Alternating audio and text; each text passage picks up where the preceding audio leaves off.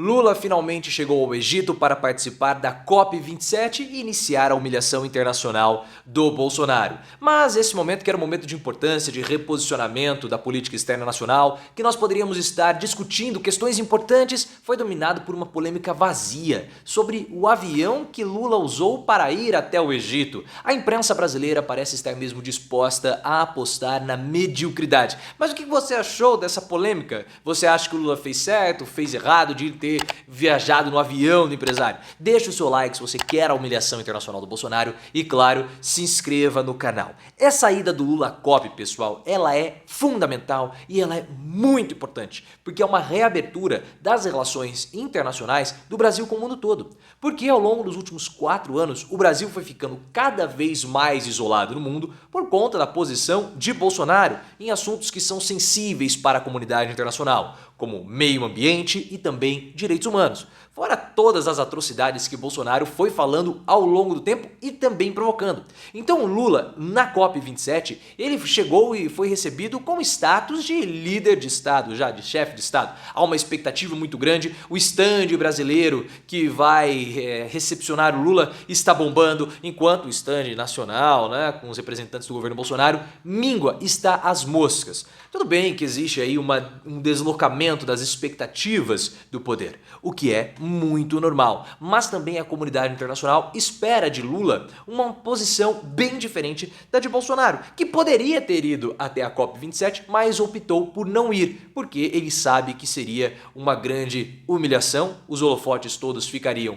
para Lula e não para ele, Bolsonaro. Tanto que o Bolsonaro deu chilique, falou que o Lula era um usurpador, porque ele já estava indo como presidente da República, e o presidente da República é ele, Bolsonaro, e mais ninguém. Patético, né? Se você quiser saber mais sobre esse chilique do Bolsonaro, link aqui no card. Só que começou uma polêmica mais patética ainda a respeito da viagem que o Lula fez para o Egito e da forma como o Lula fez. Esse assunto foi muito debatido por alguns jornalistas do UOL e também pela oposição bolsonarista. A oposição bolsonarista realizar essas críticas faz parte do jogo, normal. Agora, a imprensa endossar isso é muita falta de notícia, porque o Bolsonaro não trabalha, o Bolsonaro não gera mais polêmica e a imprensa precisa ficar pescando polêmicas vazias para colocar na discussão.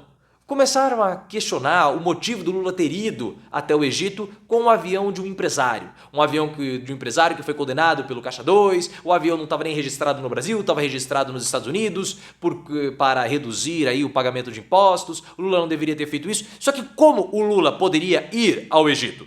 O Lula não é o presidente da República ainda. O Lula não tem direitos enquanto presidente da República. Ele não pode viajar num avião da FAB.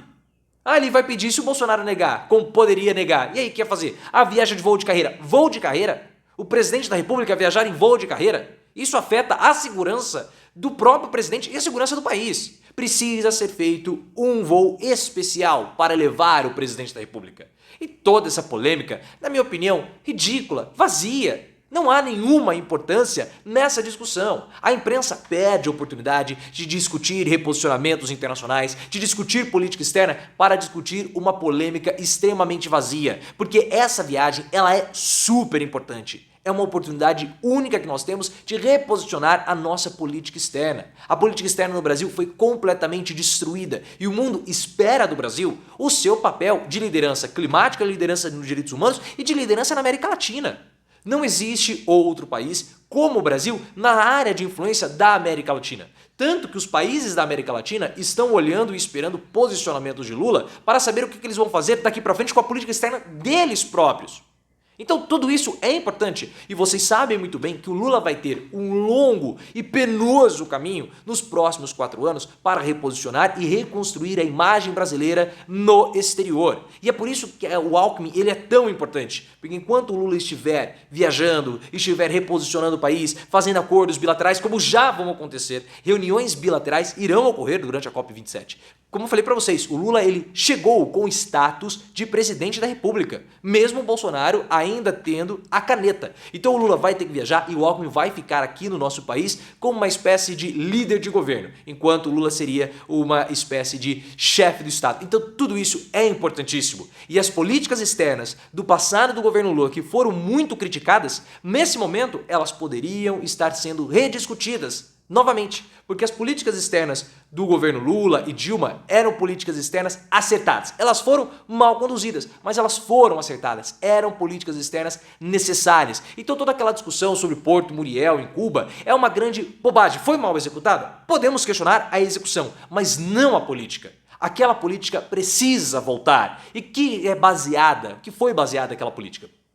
Foi todo o alicerce da política externa do governo Lula para expandir a área de influência no Brasil foi baseado nas campeões nacionais. Então o Lula queria pegar a melhor empresa brasileira em construção, a melhor empresa brasileira em comunicação e nas áreas que iriam de destaque. E o que o Lula e o governo brasileiro iriam fazer? Ou fizeram? Exportaram essas empresas, exportaram essa mão de obra, essa tecnologia para os países da América Latina. Então o Porto, houve a construção do metrô em Caracas, houve a construção do porto em Muriel, em Cuba. E aí o pessoal quer, mas por que tá levando para lá? Porque isso é importante. Porque na hora de votar na OCDE, todos esses países que foram beneficiados com a ajuda do Brasil, fecham e votam com o Brasil. No G20, fecham e votam com o Brasil. Ou vocês querem que o governo chinês faça o metrô em Caracas? Ou vocês querem que o governo russo faça um porto em Cuba num ponto logístico de extrema importância? Não! Claro que não, porque todas as grandes potências do mundo fazem isso. Os Estados Unidos exporta suas empresas, o Japão exporta suas empresas, a Coreia do Sul, a China. Então nós também precisávamos fazer isso aqui na América Latina, para mostrarmos que nós somos o país de maior influência aqui nessa região do mundo. Mas o que você achou dessa política econômica, política internacional do Lula?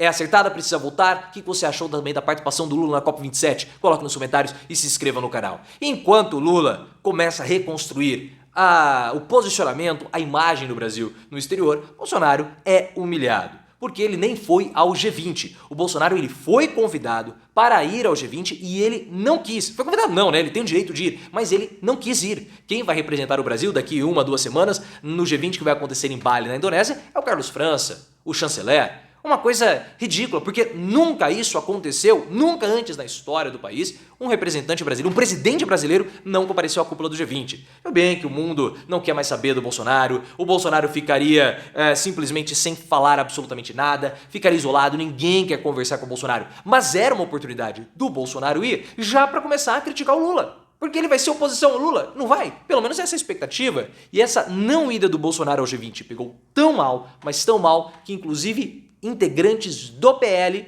começaram a criticar o Bolsonaro por ele não ter comparecido na cúpula do G20. Foi uma oportunidade perdida. E vocês sabem muito bem que quanto mais desprestígio o Bolsonaro tiver, quanto mais isolado o Bolsonaro permanecer, mais fácil vai ser para ele ser preso, porque ele precisa do respaldo internacional. E o Lula vai acabar com o Bolsonaro quando ele começar a falar sobre as políticas de meio ambiente e possivelmente também de povos originários, políticas que envolvem direitos humanos. Porque é bom nós lembrarmos que o Bolsonaro ele foi condenado no Tribunal Permanente dos Povos.